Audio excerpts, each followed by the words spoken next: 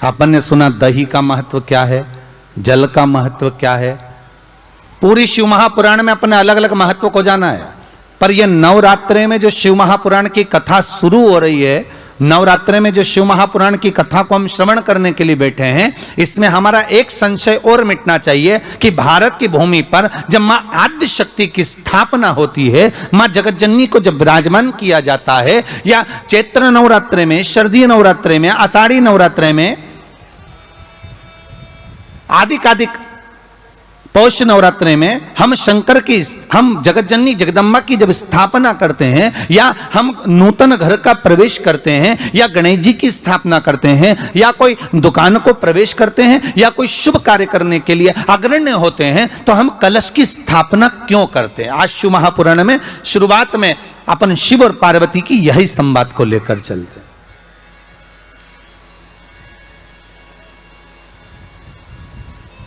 आखिर कलश में ऐसा क्या है, कलश के अंदर आखिर ऐसा क्या विराजमान है कि 33 कोटि देवता उस कलश के अंदर आकर बैठ जाते हैं। महाराज,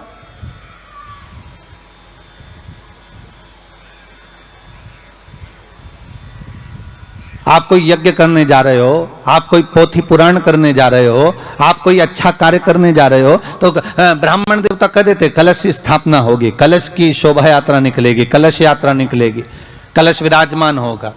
और आज हर की पौड़ी पर, प्रयागराज में, या उज्जैनी में, नासिक में जो बड़े बड़े कुंभ के मेले होते, कुंभ का मतलब भी तो कलश से होता है, उसकी महत्वता क्यों है? उस कुंभ की, उस घड़े की महत्वता कहां से प्रकट हो गई?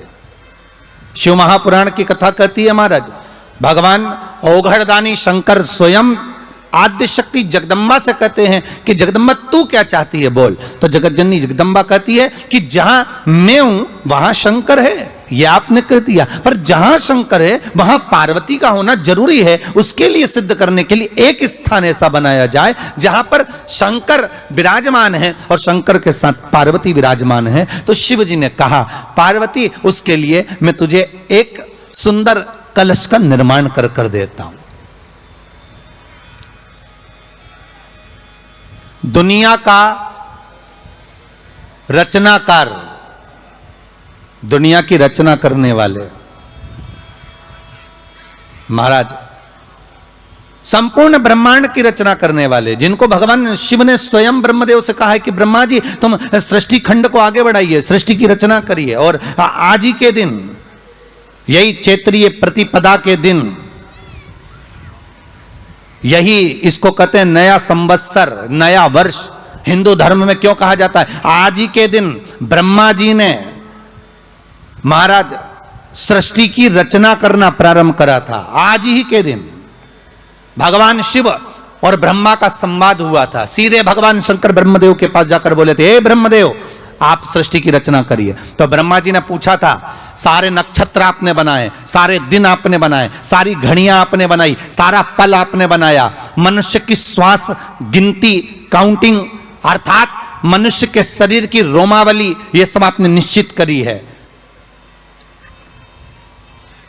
मनुष्य की कितनी धड़कन चलेगी, कितनी श्वास चलेगी, 21,600 श्वास जो मानव के शरीर से प्रतिदिन निकल रही है, 3.5 करोड़ रोम छिद्र जो मनुष्य के शरीर में बने हुए हैं, ये संपूर्ण बनाने वाले आप हो। एक एक घड़ी, एक एक पल, एक एक नक्षत्र, एक एक समय बनाने वाले आप हो, हर श्वास को बनाने वाले आप हो। तो आपसे मुझे कहना है कि एक निर्माणकर्ता ब्रह्मदेव, आप ब्रह्मा जी कर रहे हैं, तो एक काम करो ना कि सृष्टि की रचना भी आप करो।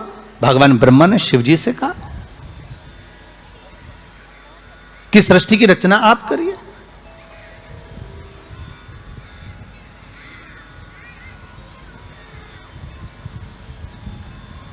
महाराज भगवान ओघड़दानी त्रिकालदर्शी शंभु कहते हैं, मेरा कैलाशी मेरा शिव कहता है, नहीं नहीं नहीं, नहीं। ब्रह्मदेव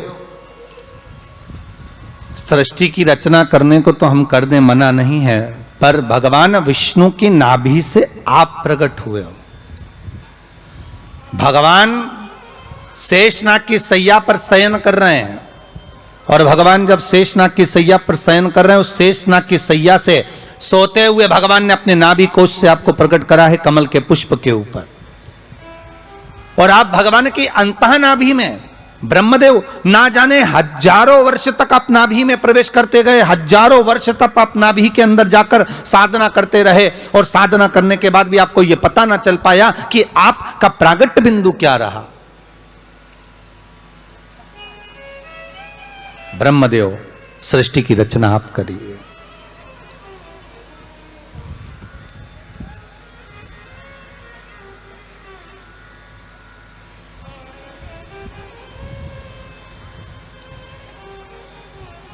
ब्रह्मा जी कह रहे हैं, नाथ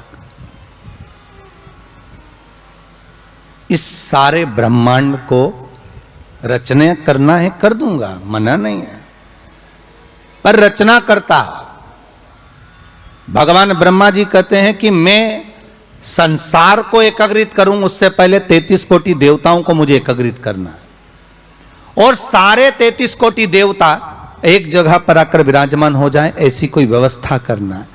शंकर भगवान ने कहा बनाओ ब्रह्मदेव, तुम निर्माण करो। ब्रह्मा, शास्त्र कहता है कि भगवान शिव स्वतः, शंकर तो शंकर है, भगवान शंकर ने एक मट्टी का सुंदर सा भाग ढेला एकत्रित करा, उस ढेले से भगवान ने एक सुंदर कुंभ का निर्माण करा, एक सुंदर कलश का निर्माण करा।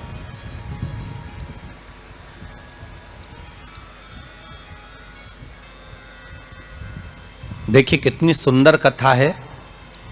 अगर आप लिंग पुराण में इस कथा को निकालोगे तो एक आनंद की अनुभूति और होगी। अगर किसी के मन में संशय हो कि यह कथा कहाँ से ली गई है, तो लिंग पुराण में से आप इसको निकालिए। उसमें वर्णन किया गया कि सफेद मट्टी का शिवलिंग, लाल मट्टी का शिवलिंग, पीली मट्टी का शिवलिंग, काली मट्टी का शिवलिंग, उस शिवलिंग के निर्माण के पहले जब भगवान का पूजन करने के लिए पात्र की जरूरत पड़ी, तो उस पात्र का निर्माण किसने करवाया था? और सबसे पहला पात्र निर्मित, सबसे पहला पात्र का निर्माण, ये तांबा, सोना, चांदी, पीतल, इनके पात्र तो बाद में बने साहब। सबसे पहला पात्र बना ही काय का था? जम के बोलिए जरा, काय का बना था? सबसे पहला पात्र था ये मिट्टी का। आज भी हिंदू धर्म में भले तुम्हारे घर में सोने के कलश हो, भले चांदी के कलश हो, भले तुम्हारे घर में पीतल और तांबे के पात्र रखे हों, पर आज भी अगर ब्राह्मण कहेंगे कि हमें कोई यज्ञ करना है, अनुष्ठान करना है, हमें ये स्थापना करना है, तो ब्राह्मण एक ही बात कहेंगे कि तांबा, पीतल, चांदी के हमें पात्र नहीं चाहिए। ब्राह्मण कहेगा मैं मिट्टी के कलश लाकर रखो।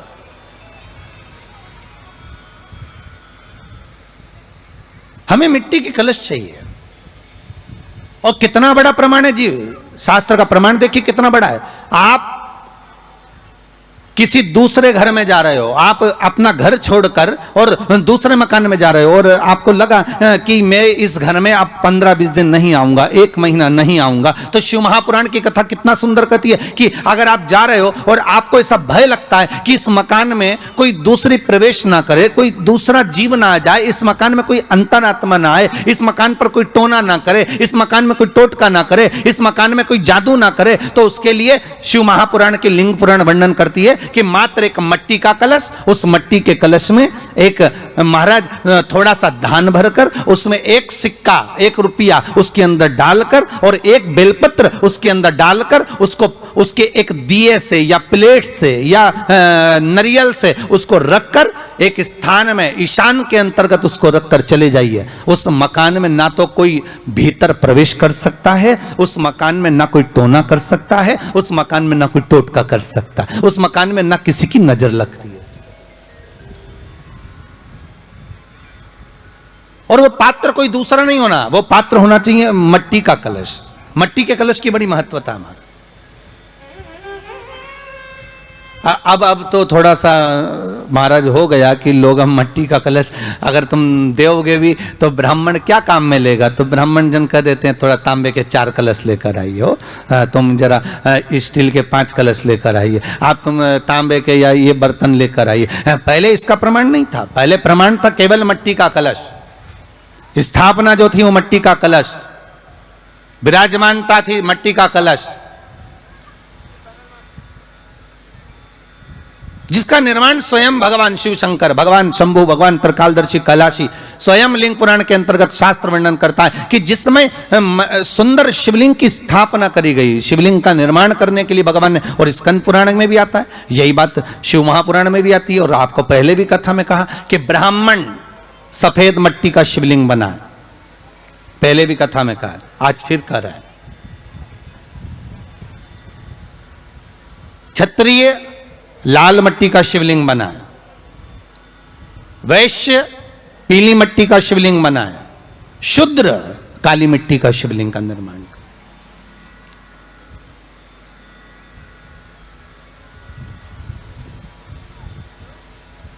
काली मट्टी का शिवलिंग का निर्माण कर।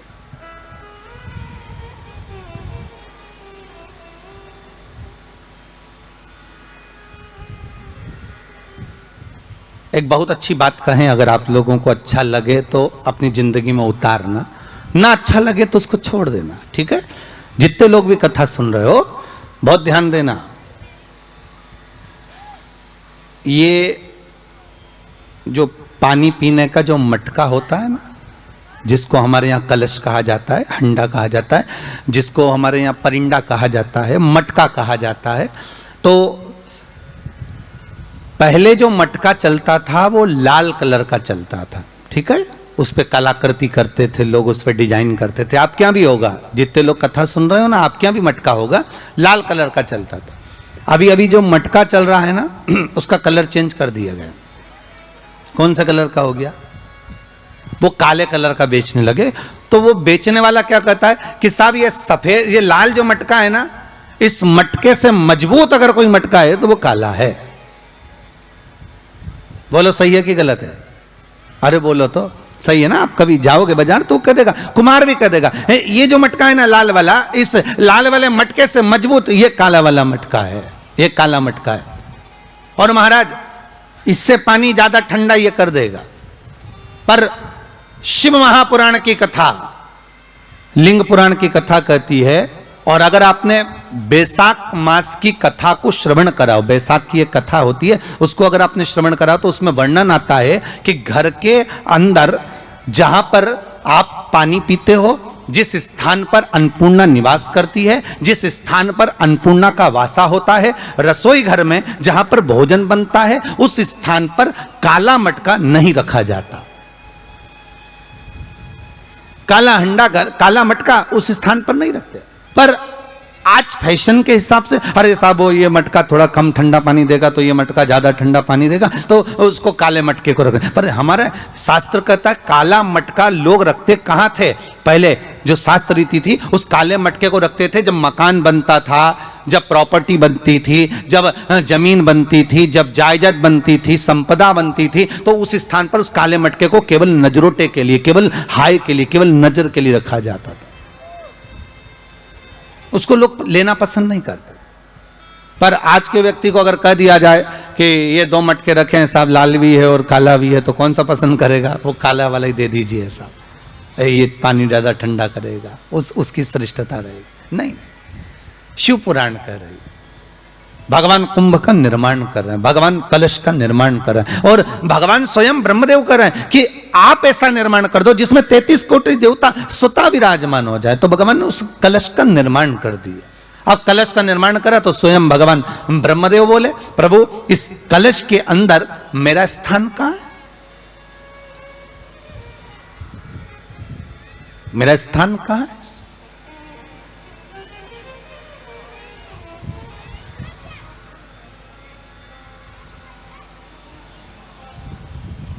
बहुत ध्यान देना महाराज, कलश का जो मुख होता है, उस मुख पर भगवान विष्णु का स्थान होता है। किसका स्थान है? भगवान विष्णु का। थोड़ा सा नीचे आओगे, जहां से कलश का मुख दबा हुआ होता है, वह जगह भगवान स्वयं शिव की होती है। किसकी जगह है? भगवान शंकर की। कलश का अग्रभाग, नीचे का भाग जहां से फैला हुआ होता है, वहां ब्रह्मा का आधिपत्य स्थापित होता है। फिर कलश का जो नीचे का भाग होता है, वो भगवान शिव और शक्ति का स्थान होता है। कलश के बाहरी भाग में, जहां पर बाहर का हिस्सा होता है, उस कलश के बाहरी भाग में 33 कोटि देवताओं को भगवान शंकर ने लाकर विराजमान किया होता है। महाराज भगवान शंकर 33 कोटि देवताओं को निमंत्रण देकर उस कलश में विराजमान कर दिया।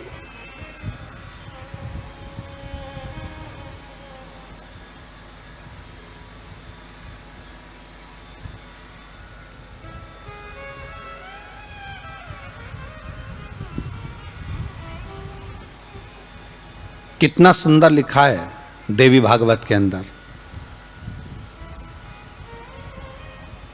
कि जहां कलश की स्थापना होती है उस जगह पर किसी देवताओं को बुलाने की जरूरत नहीं होती। 33 कोटि देवता उस जगह पर स्वतः विराजमान हो जाते हैं। स्वयं 33 कोटि देवता स्वयं वहां विराजमान। और कितनी महत्वता कलश की महाराज। आप लोगों से भी निवेदन है, क्षेत्रीय प्रतिपदा है आज, जिनके घर में ज्यादा रोग हो, बीमारी हो, ज्यादा तकलीफें आ रही हो, कष्ट बढ़ रहा हो, बीमारियां बढ़ रही हो, या भय लग रहा हो, डर लग रहा हो, हृदय चित्त में कहीं ना कहीं आपको भय का भान हो रहा हो, तो एक लोटा पानी एक कलश में जल भर कर रख लीजिए और रात भर उसको रखे रहने दो। नवरात्र चल रहा है, उस कलश को रात भर रखकर सुबह सुबह उस कलश में एक बेलपत्र डालकर उस जल को नीम के पेड़ के नीचे, जहां चैत्री नवरात्रि में नीम के पेड़ के नीचे सारी विद्याएं, आद्य शक्तियां, सारी देवी उस नीम के पेड़ के नीचे विराजमान रहती हैं। उस कलश में एक बेलपत्र डालकर रात भर रखकर उस जल को पूरे घर में घुमाकर उस नीम के पेड़ के नीचे समर्पित कर दीजिए महाराज। घर में भय लगना बंद हो जाएगा, कोई बड़ी बीमारी आपको घेरेगी नहीं और उस बीमारी से, उस रोग से आप मुक्त रहेंगे। उस बीमारी से, उस रोग से आप मुक्त पाएंगे, वो बीमारी आपको घेर नहीं पाएगी। कलश का इस भगवान निर्मित कर दिए। ये कलश मेरा प्रतिबिंब है। अब कलश मेरा प्रतिबिंब है ये तो कहा, पर भगवान शिव के पास में आकर स्वयं कामदेव की धर्म पत्नी रति रो पड़ी। आंखों से आंसू बह रहा है। कामदेव की धर्मपत्नी रति रो रही है। शिवजी अपनी साधना में लीन थे। भगवान शंकर नेत्र बंद करके शिव आनंद में विराजमान थे।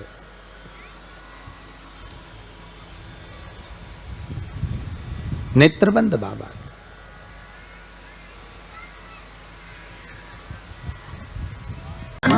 की कथा कह रही है। ओगड़दानी त्रिकालदर्शी कैलाशी शंभु के पास में उस समय पर कामदेव की धर्मपत्नी रति भी आई, जिसके नयनों में जल भरा हुआ। शिवजी ने पूछा, बोलो रति, आप और यहां जब आपका पति जलकर भस्म हुआ तो हमने वर दिया था आपके पति को कि ये भगवान कृष्ण का पुत्र बनकर मिलेगा आपको, फिर क्यों आप यहां पर आई हो? क्या हो गया ऐसा? क्या चाहती हो आप? फिर आने का कारण क्या है आपका? किस लिए पधारी हो आप? महाराज, मेरा पति जो जलकर भस्म हुआ था, उसके भस्म होने पर मेरे ऊपर भी केस लगाया। तो भाई केस तुम्हारे ऊपर किसने लगा दिया? ऐसा क्या हो गया कि तुम यहां मेरे पास में आई? प्रभु, बात इतनी सी है कि मेरा पति जब आपके नेत्रों की ज्वाला द्वारा जलकर भस्म हो रहा था, उस समय पर वो आम के पेड़ पर बैठा हुआ था।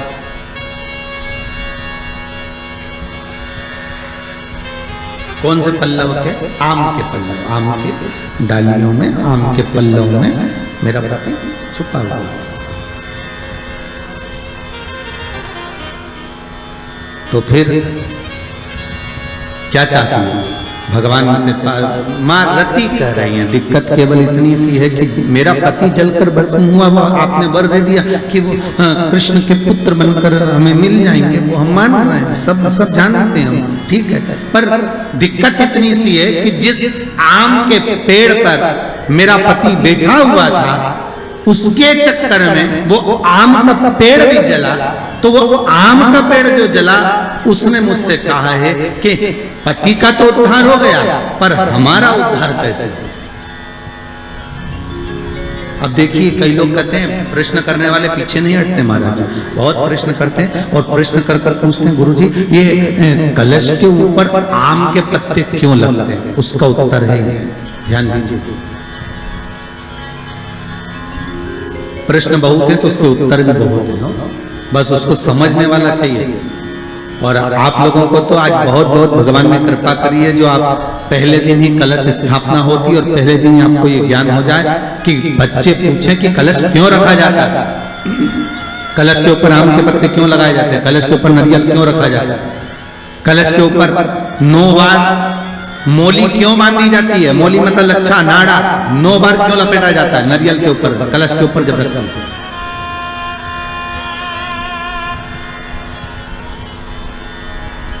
कलश के ऊपर जब जब श्रीफल रखाता है, नारियल रखाता है, तो उस पर 5 बार 7 बार मोली नहीं लपेटी जाएगी, तो 9 ही बार लपेटी जाएगी। 5 या 7 बार लपेटते हैं तो कहते हैं कि लक्ष्मी की छिन्नता होती है, और वो 9 बार लपेटी जाती है तो भरपूर लक्ष्मी का भंडार भरती है। क्यों क्यों कहते हैं उसे?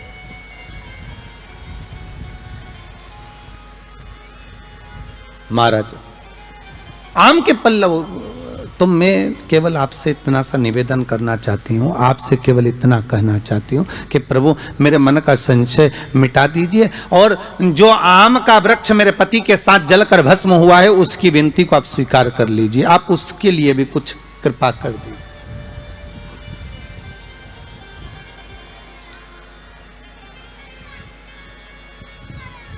इसी को कृपा कहते हैं, इसी को करुणा कहते हैं, इसी को दया कहते हैं।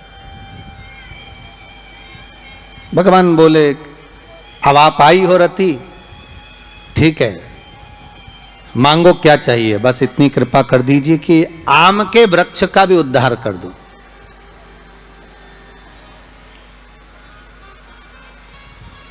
शिवजी ने कहा हम वर प्रदान करते हैं रति, जहां शिव और शक्ति है, जहां 33 कोटि देवता इस कलश के अंदर विराजमान होंगे, उस जगह पर स्वयं कंठ पर जहां पर मेरा निवास होगा, उस जगह पर ये आम के पल्लव अमृत के तुल्य माने जाएंगे, और इनका निवास हमारे ही हाथ में, हमारे ही हस्त कमल में विराजमान होगा, हमारे ही हाथ में। कितना सुंदर है महाराज जी, उस आम के पल्लव की महत्वता को जरा जानिएगा, बहुत बहुत ध्यान दीजिएगा। आम के पत्ते देखें आप लोगों ने, अरे बोलो जम के तो बोलो, देखें उसका प्रयोग कभी आप लोगों ने करा? आम के पत्ते का कभी प्रयोग कर कर देखिएगा। अभी तो नवरात्रि चल रही है, नवरात्रे में जब 5वां दिन नवरात्रे का रहे, चैत्री नवरात्रे का 5वां दिन रहे, और मान लो कि आपके घर में किसी बच्चे की, लड़के की या लड़की का या मंगल विवाह नहीं हो रहा हो, या शादी नहीं हो रही हो, या उस लड़के लड़की के लिए बहुत प्रयास कर लिया आपने और उसकी शादी हो ही नहीं रही, अथक प्रयास आपने कर लिया और उसका मंगल विवाह नहीं हो रहा, तो ये देवी भागवत में स्पष्ट कहा गया है, देवी भागवत में वर्णन किया गया है, देवी भागवत में वर्णित किया गया, और देवी भागवत में कहा गया कि आम का जो पत्ते होते हैं, आम का जो पत्ता होता है, आम का जो पल्लव होता है, उस आम के पत्ते पर हल्दी और सिंदूर, इन दोनों से स्वस्तिक का निर्माण किया जाए। देवी भागवत का संवाद है, बहुत ध्यान देना महाराज। जिन कन्याओं का विवाह ना हो पंचमी के दिन, नवरात्रे की कोई सी भी पंचमी, मतलब जो पंचमी तिथि पड़ेगी, कोई भी नवरात्रा हो, चाहे वो 4 नवरात्रे में से चाहे वो पौष का हो, अश्विन का हो, चैत्र का हो, आषाढ़ का हो, किसी भी नवरात्रि में आप कर सकते हैं। एक पान के पत्ते पर, एक ही पत्ते पर जो 2 स्वस्तिक बनेंगे, एक हल्दी का बनेगा, एक सिंदूर का बनेगा। बस अंतर इतना है, जो हल्दी का स्वस्तिक है उस पर कंकु के चावल अर्थात रौली के चावल, रौली कुंकू के चावल रखना है, और जो सिंदूर का है उस पे हल्दी के चावल रखना है। इतना रखकर जिस लड़का लड़की का विवाह नहीं होता उसकी हथेली पर रखकर उसका नाम और गोत्र बोलकर महाराज उसको ले जाकर नीम के पेड़ के नीचे उसको रख दिया जाता है। मात्र 3.5 या 4 महीने ऐसे रहते हैं जिसके अंदर उस लड़का लड़की का विवाह पक्का हो जाता है। जिसका विवाह नहीं होता केवल उसी के लिए, जिसका मंगल विवाह ना हो रहा, आम के पल्लव में शिव का वर प्रदान है, आम के पल्लव में शंकर का आशीर्वाद, आम के पल्लव में शिव का आशीर्वाद।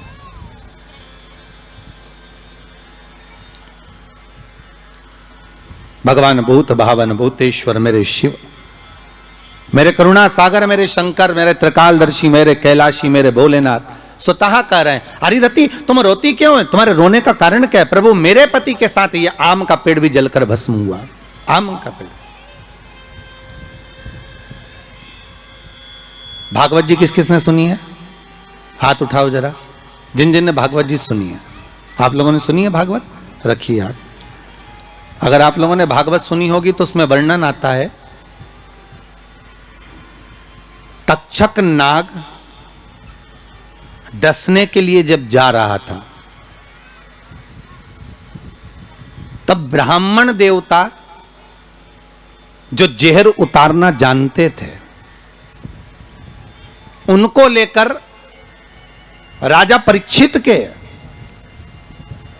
पुत्रों ने अपने दूतों को भेजा था लाने के लिए कि एक ब्राह्मण ऐसे हैं कि वो तक्षक नाग का जहर उतार सकते हैं, वो तक्षक नाग के जहर को समाप्त कर सकते हैं, तो आप उनको लेकर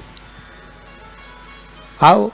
और वो तक्षक नाग का जहर उतारने वाले उस ब्राह्मण को लेकर जा रहे थे, तो सर्प ने विचार करा, तक्षक नाग ने कि बताओ ये तो गजब का काम कर रहा, अगर ये ब्राह्मण पहुंच गया तो ये ब्राह्मण तो सर्प का जहर उतार देगा। तो सांप तक्षक नाग को ये चिंता लग गई कि मेरे को ही डसना है और मेरे ही जहर ये उतार देगा, और डसने भी एक ही बार है और मरना चाहिए परीक्षित, परीक्षित को श्राप लगाए, अब करूं तो करूं क्या।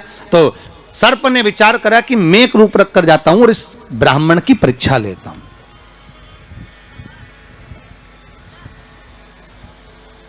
सर्प रूप रख कर गया। भागवत आप लोगों ने श्रवण करी होगी।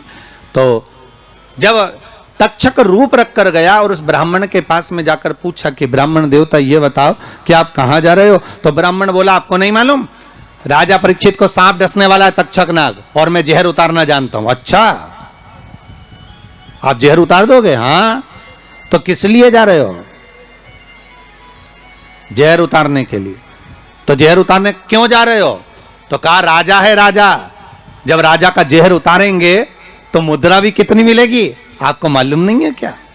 अच्छा ब्राह्मण देवता इसलिए जा रहे हो? हाँ। पर उसको तो किसी संत ने श्राप दिया है।